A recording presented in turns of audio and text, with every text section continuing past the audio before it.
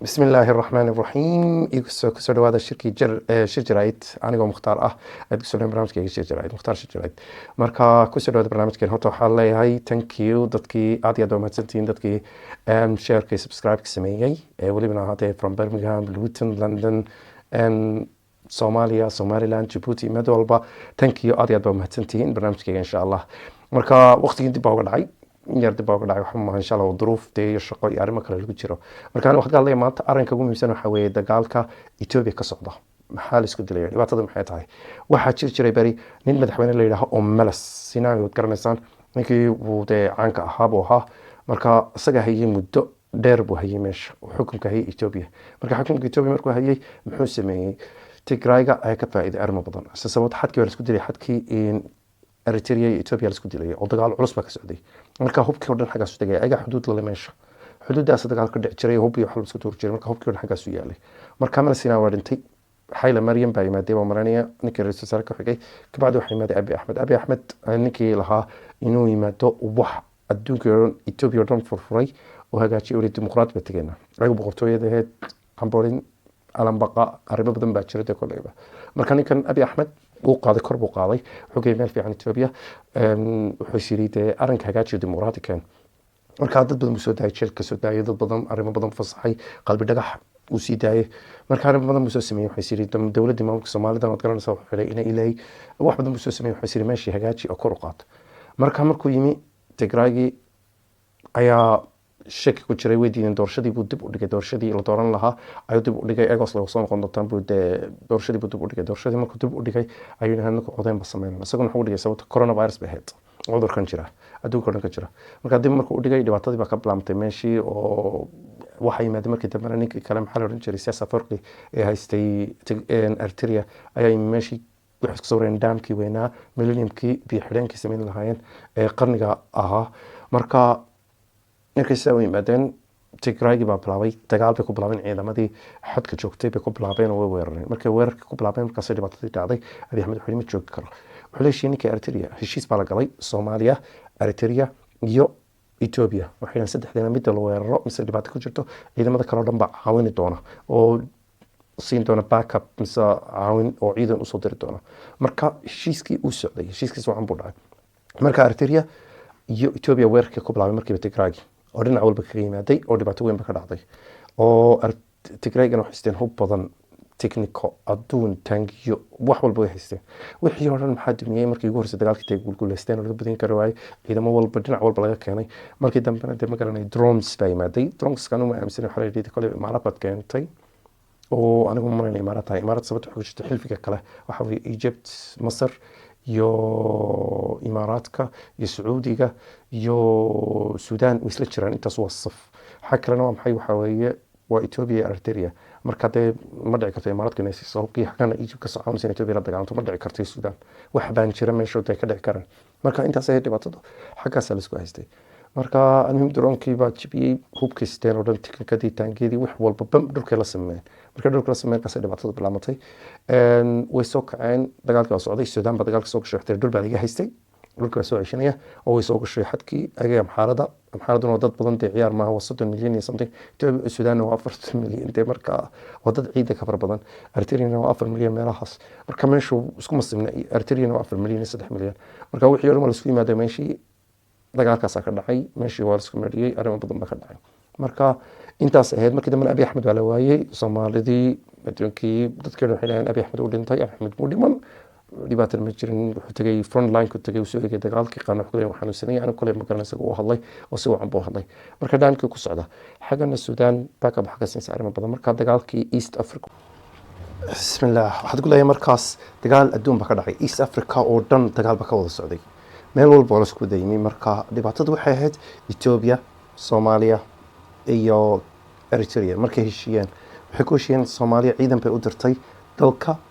Eritrea marka Eritrea waa lagu tababariyay ciidamada Soomaalida ah ma garanay qaab sheegay 3,000 qaab sheegay 1,500 in baa la sheegay kulay qaar iska badan baa la lahaa marka ciidanka markii la tababariyay Eritrea oo ganacsan Eritrea meel laxda maaha hadda waxa leeyahay jumladoodii ugu sareeyay oo 13 ah ayaa dhintay TV Eritrea laga sheegay waxa la yiri waxay ku dhinteen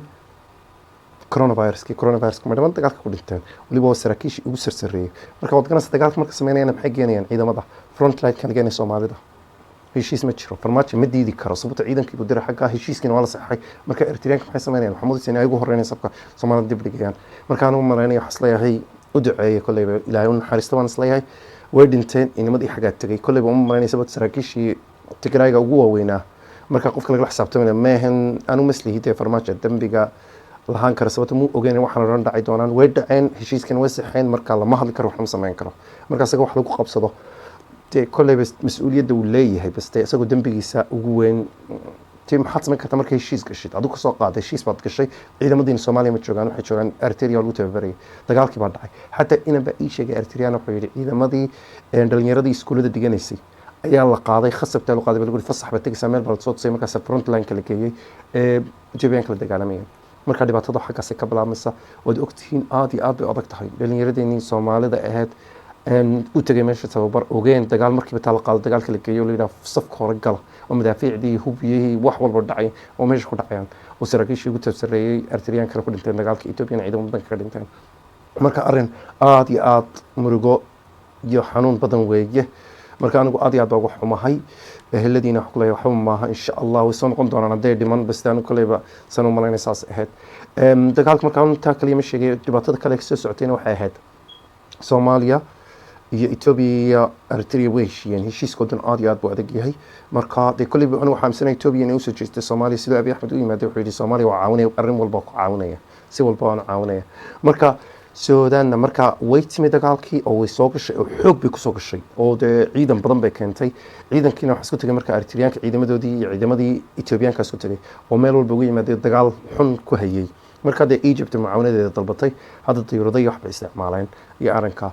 أبي أحمد أنت حنون كي قصق على كل يبدو تلي حنون سا أرد فرونت لاين كوتشوجي ميل بوتشوجي كل مركا وصق عليه مركا أنا جاي سنة هاي دجال كان إيست أفريقيا وين هذه حاجة كلام نتكلم مثلا تشيبلاند يعرمي هذا واحد جوجا كينيا عاوني سا إذا ماذا تشيبلاند فرماتنا إذا ماذي وجد وتشوجا بو عاونية ودجال حنبا حاجة كصعبة حاجة أصلا وهل عيسى ودي بعد بدنا نروح دي أمسني إن شاء الله ينقول استو إذا ما الصومالي يقول استان سبته ده كيني حاجة كلا صوب شوالي بعد كلا ومش قصته حتى أنا كل وراء سوكاري وحليلي مركو مصبيحي لا ياري مدحوينا كيني أهور كنياتا وياري مصبيحي أي ما دايو الشيني وسوى عنو سلامي وصلانتي دويد سميني وحبو كتلبي وحو كتلبيني وحيد مقرنة سوحيلي شقاقو إذا قال كبلاب حاجة كلا أو دي أرماها حدود بوتلاني وحا كسمي سميش الله أركانين دباتك تشتوها هذه يوردن ليلها كصوض عرميشي وكيني يدبو كسو نقضة وأساقونا مركي دموتي وريسك للقاضي وكيلي أنو صومالي إني مد حانون يندباتي أرن قادان أنو مو أقلي marka de guulan waxa miisana dum madaxweyne kala ahaan lahaa oo oran lahaa waxaan way i'tiraaf dad siinaysid wax walba qasad ana bisan waxa miisana wax fiican buu sameeyay markii tan ku yiri de iska tag marka adaad iga caawin karan arrinkan marka haddana waxa maqlay arrin kale oo la yiri Puntland ayaa ciidamo soo dhoobtay oo keenaysa tuulooyinka ku yaala gobolka Sanaag marka عشان doorashadii Soomaaliland soo dhawaatay anna waxaan aamsanahay madaxweynaha Soomaaliland waa laga dirigsan yahay kuleyba nin dagaalka u diyaar ah mar walba weeye marka waxaan diidanaynaa in dhibaato kale ka dhacdo xagga oo dagaalku noqdo de East Africa oo dhan gaaro عشان meesha hadda ka nabada oo dagaal ka jirin waxa weeye Djibouti iyo Somaliland iyo Puntland gobolka Puntland marka saddexdaas ayaa nabad hadda meesha ka ah East Africa oo dhan way wada kacsan tahay ma jirto meel kale oo degan marka waxa leeyahay Puntland waxa leeyahay istajiya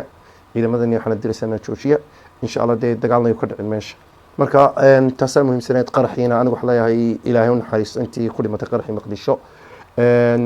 إلهينا عافية أنتي داوعة مركا أنا وقع حماية أرنك أسكرين الصومالي لهذا كتير تقرحي ذيني وحن دعية مركا أنا أرنك اللي تشوتشي ويا وضدك اللي حسابته لو قاعد واي سوته وحنو دعيان أمان كان محا dadka loo kala garan waayay oo loo qaban waayay dadkan galaya hudeel iyo ween weeraraya ee dad kuleynaya ina waxaan laga qabto weey oo la joojiyo marka anigu insha Allah waxa la doorashada soo socotana insha Allah ka hadli doona qaybteeda labaad soo socota insha Allah ka hadli doona musharaxiinta madaxweynayaasha Soomaaliya soo sharaxi doona oo mid walba miisaan ku leeyahay oo de anigu kuleyba cadaaladii feer wali ma dooran muslim sharax ba fiican ka fiican kan kale bas dhawaan insha Allah kuleyba mid ma dooran doonaayo markan doorto de kuleyba eego oo baaritaan sameeyo أنا دي شيء جدنا وركيجا إن شاء الله ده تانكي comments كنا ضد بعيد إيه قري حسين يو إن كلام يقول إن شاء الله هذه أدبي مهتسين كومنتي ذي قرين شير السباك أرين كندا إن شاء الله تدري قرطان خلط وحن شيء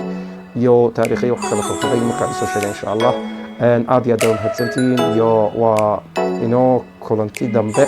أو شير جرايد نبي